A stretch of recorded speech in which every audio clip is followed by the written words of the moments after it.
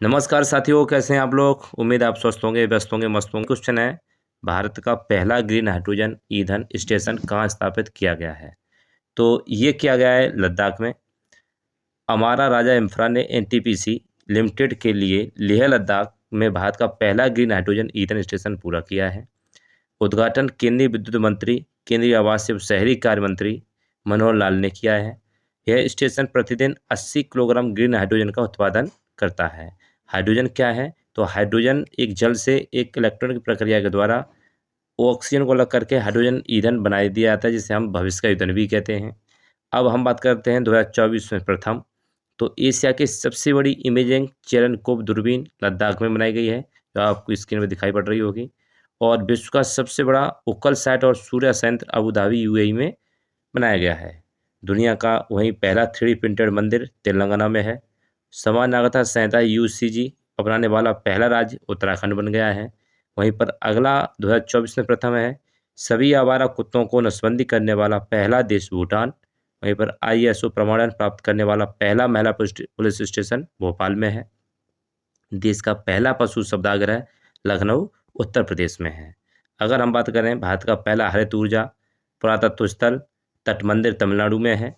और वहीं पर बात करें हम, भारत का पहला वेटलैंड शहर उदयपुर राजस्थान में है। और वहीं पर भारत का सर्वश्रेष्ठ पर्यटन गांव पंजाब नमापेट यानी सांद्रा गांव में है। देश की पहली ग्रीन हाइड्रोजन सेल बस की शुरुआत दिल्ली में की गई।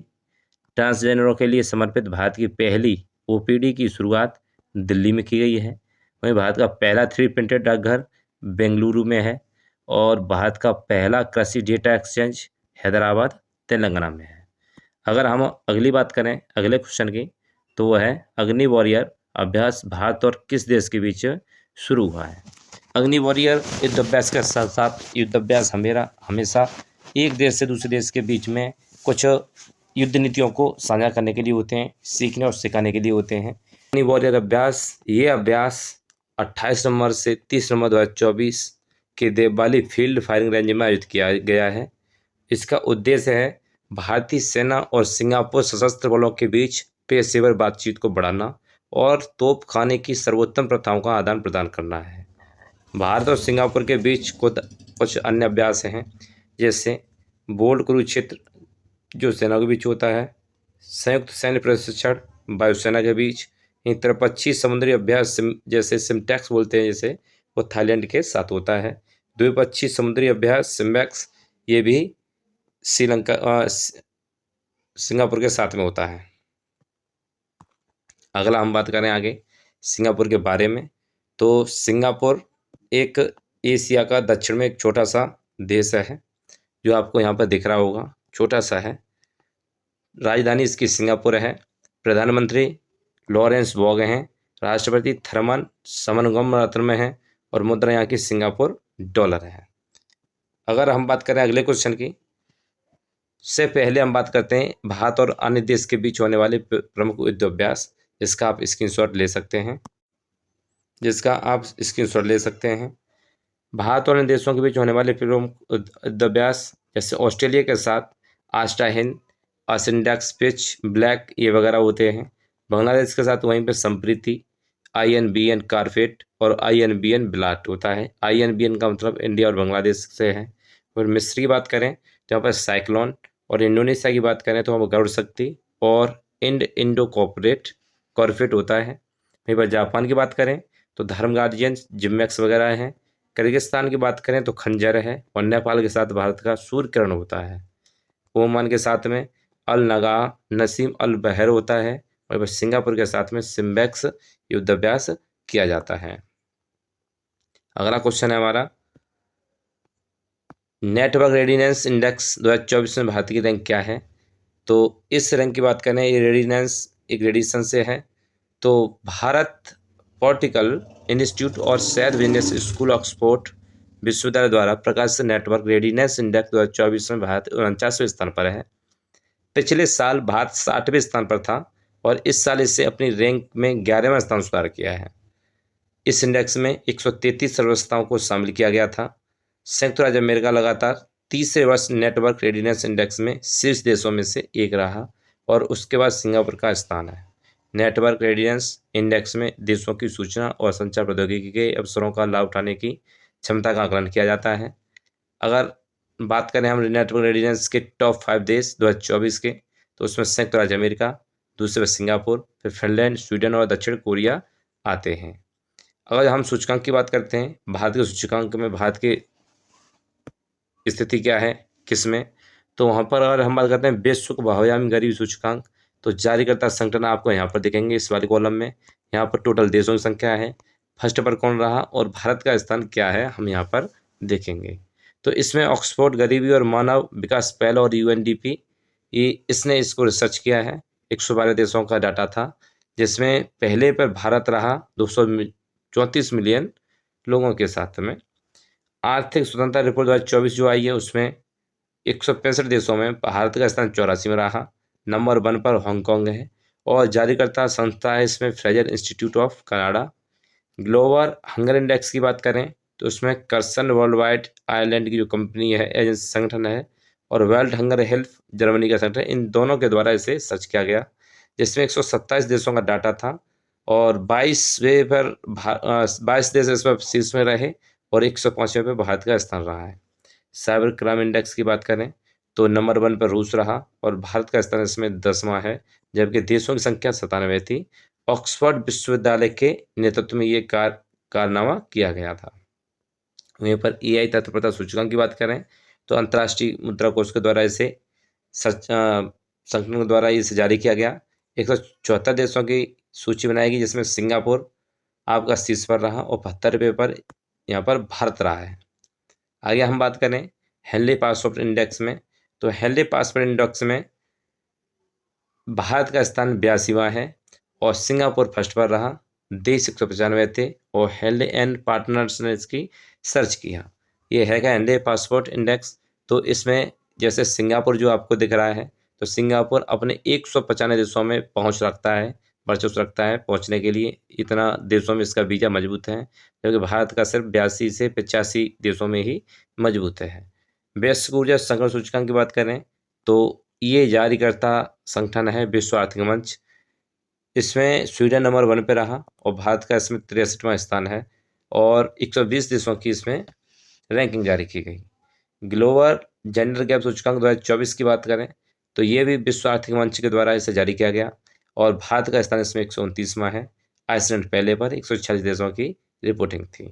वैश्विक शांति सूचकांक 2024 की बात करें तो ये किया था institute for economics and peace ने। इसमें देश 163 थे, पहले पर आइसलैंड रहा और 116 पर आपका भारत रहा है।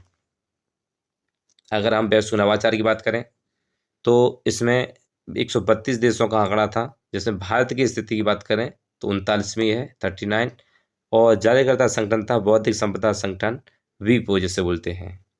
एशिया पावर इंडेक्स रिपोर्ट की आई है अभी हाल ही में, तो संस्था का नाम लॉबी संस्थान है। 30 नंबर पर भारत का स्थान रहा और पहले पर USA रहा है। वैश्विक प्रगति संरक्षण सूचकांक की बात करें तो ये लॉबी संस्थान ने इसे भी किया और लग्जमबर्ग नंबर 1 पर रहा और भारत का स्थान 176वां है 180 देशों में। रूल ऑफ लॉ इंडेक्स 2024 में बात की गई तो वर्ल्ड जस्टिस प्रोजेक्ट इसने जारी करता रहा। डेनमार्क नंबर 1 पर रहा। 79वीं रैंक भारत की रही 142 देशों में। जलवायु परिवर्तन प्रदर्शन सूचकांक 2025 जारी हुआ है। इसमें 63 देशों और यूरोपीय संघ देश थे और जिसमें डेनमार्क नंबर 1 पर था। आपके भारत की स्थिति यहाँ पर 10वें नंबर की बनी हुई थी। यहीं पर अगला क्वेश्चन है, भारत सरकार द्वारा बाल विवाह मुक्त भारत अभियान कहाँ शुरू किया गया है। तो ये किया गया है भारत मुक्त बाल विवाह की सामाजिक बुराई को मिटाने के लिए बाल विवाह मुक्त भारत अभियान की शुरुआत की गई है। सरकार ने अभियान के समर्थन देने के लिए बाल विवाह मुक्त भारत पोर्टल भी लॉन्च किया है। केंद्रीय बाल विकास मंत्रालय की देखरेख में ये चलाया गया है। यह अभियान तब तक जारी रहेगा जब तक देश से बाल विवाह की सामाजिक बुराई को खत्म नहीं कर दिया जाता। अभियान देश के उन 130 जिलों में केंद्रित होगा जहां बाल विवाह की घटनाएं बहुत अधिक हैं। बाल विवाह एक ऐसी कृति है जिसमें बच्चियों की पढ़ने की उम्र को लेकर और तब तक उसको शादी कर दी जाती है। संसद ने बाल विवाह निषेध अधिनियम 2006 में लागू किया था और 2006 अधिनियम के बाल विवाह से तात्पर्य उस विवाह से है जिसमें दूल्हा 21 वर्ष से कम हो और दुल्हन लड़की की आयु 18 वर्ष से कम नहीं होनी चाहिए। लड़के की 21 और लड़की की 18 से कम नहीं होनी चाहिए। ये था रूल सन 2006 बाल विवाह निषेध अधिनियम का। हम अगले क्वेश्चन की बात करें तो एशियाई बैंक एडीबी के अध्यक्ष कौन बने हैं। इनकी हम बात करें तो ये एशियाई बैंक के चेयरमैन का नाम है इनका कांडा एडीबी का 11वां अध्यक्ष चुना है। कांडा वर्तमान में जापान प्रधानमंत्री और वित्त मंत्री के विशेष सलाहकार के रूप में कार्य कर रहे हैं। कांडा अगले साल फरवरी में मासात्सु अस्कावा की जगह लेंगे। ये हैं कांडा जी। हम बात करें ईडीबी क्या है तो एशिया प्रशांत क्षेत्र पर केंद्रित एक बहुपक्षीय विकास बैंक है। इसकी स्थापना कई देशों ने मिलकर और 1966 में हुई थी। इसकी हम बात करें तो इसमें 69 देश हैं जिसमें भारत भी शामिल है। मुख्यालय इसका मांडुलांग मेट्रो मनीला फिलीपींस में है। अध्यक्ष इसके मासात्सु अस्कावा अभी तक थे और अब कांडा जगह लेंगे। भारत एडीबी का संस्थापक देश है, सदस्य है और भारत एडीबी का 14 सबसे बड़ा शेयर धारक भी है। 69वां अभी हाल ही में इजराइल को बनाया गया। ये एडीबी उन देशों को मदद करता है जो गरीबी से जूझ रहे होते हैं। और कुछ हम नियुक्तियों की बात करें तो यहाँ पर नियुक्ति में यामुंदु ओरसी उरुग्वे के राष्ट्रपति हैं। जीवी बालकृष्णन मालदीव में भारत के उच्चायुक्त हैं। दिनेश भाटिया हाल ही में ब्राजील के अगले राजदूत बनाए गए। अब्दुल्ला माइगा हैं माली के प्रधानमंत्री। खिल्ली राम मीना हैं मिजोरम के मुख्य सचिव। न्यायमूर्ति डी कृष्ण कुमार हैं मणिपुर हाईकोर्ट के मुख्य न्यायाधीश। जयकी श्रॉफ भी LTEFF का ब्रांड एम्बेसडर बनाया गया। नरेंद्र कुमार झा को IMSA के अध्यक्ष हैं और अब्दुल रहमान मोहम्मद अली को स्वामीलैंड के राष्ट्रपति के रूप में बनाया गया है। अगली बात करें हम initiative and promoting company of year का पुरस्कार किसे प्रदान किया गया है। वो कंपनी का नाम है GAIL company initiative and promoting company of year का पुरस्कार इन्होंने जीता है। गेल को हाइड्रोजन प्रौद्योगिकी में अपने महत्वपूर्ण निवेश और अनुसंधान एवं विकास के लिए सम्मानित किया गया है। GAIL gas authority of India limited जिसे बोलते हैं भारत की एक प्रमुख प्राकृतिक गैस प्रसंस्करण और वितरण कंपनी है। स्थापना इसकी 1984 में हुई थी। इसका हेडक्वार्टर नई दिल्ली में है और इसके अध्यक्ष और MD कहें तो managing of director manager Manoj Jain हैं। ये महत्वपूर्ण पुरस्कार हैं, इसका आप स्क्रीनशॉट ले लीजिए। ये वो इस पुरस्कार हैं जो मैं आपको पढ़ा चुका हूँ या फ्यूज करके आप इसको देख सकते हैं। विमानन सुरक्षा जागरूकता सप्ताह कब से कब तक मनाया गया है तो ये विमानन सप्ताह 25 से 29 दिसंबर तक विमान सुरक्षा जागरूकता को सप्ताह मनाया गया है। इसका आयोजन एयरपोर्ट की सुरक्षा को बढ़ावा देने के लिए किया जाता है और अब की बार फिर किया गया है। भारतीय विमानन प्राधिकरण यानी AAI भारत सरकार के नागरिक उड्डयन मंत्रालय के अंतर्गत आने वाले एक वैधानिक निकाय है। हवाई अड्डों के निर्माण, रखरखाव और प्रबंधन का काम करता है। नवंबर माह के प्रमुख दिवस हैं, आप इन पे नज़र बनाए रखें और इसकी शॉट ले लें या यूज करके इसको पढ़ने के बाद फिर आगे बढ़ें। अगला है, इससे भी आप यूज करके फिर आगे बढ़ें। केंद्र सरकार की एक राष्ट्रीय एक सदस्यता योजना कौन लागू करेगा तो केंद्र सरकार की भारत सरकार ने एक नई केंद्रीय क्षेत्रीय योजना एक राष्ट्र एक सदस्य को मंजूरी दे दी है। एक राष्ट्र एक सदस्य योजना के तहत शोधकर्ताओं और वैज्ञानिकों के लिए एकीकृत पोर्टल 13,000 शोध पत्रिकाओं तक पहुंच उपलब्ध कराई जाएगी। केंद्रीय शिक्षा मंत्रालय के तहत उच्च शिक्षा विभाग एक राष्ट्र एक सदस्य को लागू करेगा। एक राष्ट्र एक सदस्यता योजना की अवधि 3 वर्ष है। यह 1 जनवरी 2025 को शुरू होगा और 31 दिसंबर 2027 को समाप्त होगा। 3 वर्षों में योजना के लिए कुल आवंटित राशि लगभग 6,000 करोड़ रुपए है। अगली हम बात करें केंद्र सरकार की कुछ योजनाएं, तो ये योजनाएं आप फिर से वही है, आप स्क्रीनशॉट में ले लें और आगे फिर पढ़कर फिर इसकी आप यूज करके आप आगे बढ़ सकते हैं। केंद्र सरकार की प्रमुख योजनाओं में ये भी है। अगला क्वेश्चन हमारा है, अमेरिकी राष्ट्रपति डोनाल्ड ट्रंप ने नेशनल इंस्टीट्यूट ऑफ हेल्थ का निदेशक किस नियुक्त किया है तो ये हैं डॉक्टर जय भट्टाचार्य। अमेरिका की नेशनल इंस्टीट्यूट ऑफ हेल्थ का निदेशक का अगला निदेशक इन्हें चुना गया है। 1968 में कोलकाता में जन्मे भट्टाचार्य बचपन में ही अमेरिका चले गए थे। उन्होंने अर्थशास्त्री में PhD और स्टैनफोर्ड स्कूल ऑफ मेडिसिन से MD किया है। ये महत्वपूर्ण नियुक्तियां हैं जो आप इसमें यूज करके देख सकते हैं।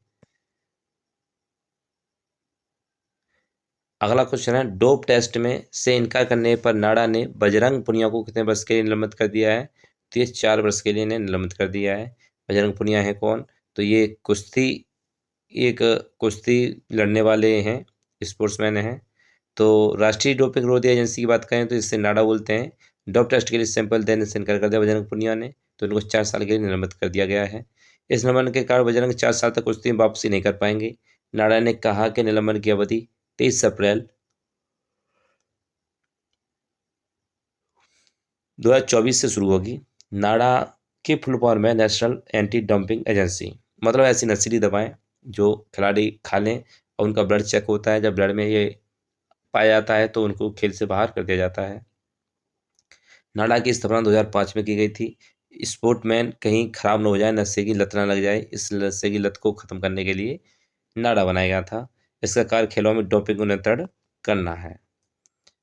अगला हमारा क्वेश्चन है, महात्मा ज्योतिराव गोविंदराव फुले की पुण्यतिथि कब मनाई गई? तो ये मनाई गई 28 नवंबर को, इनकी पुण्यतिथि मनाई गई। झारखंड के 14वें मुख्यमंत्री के रूप में शपथ किसने लिया हाल ही में?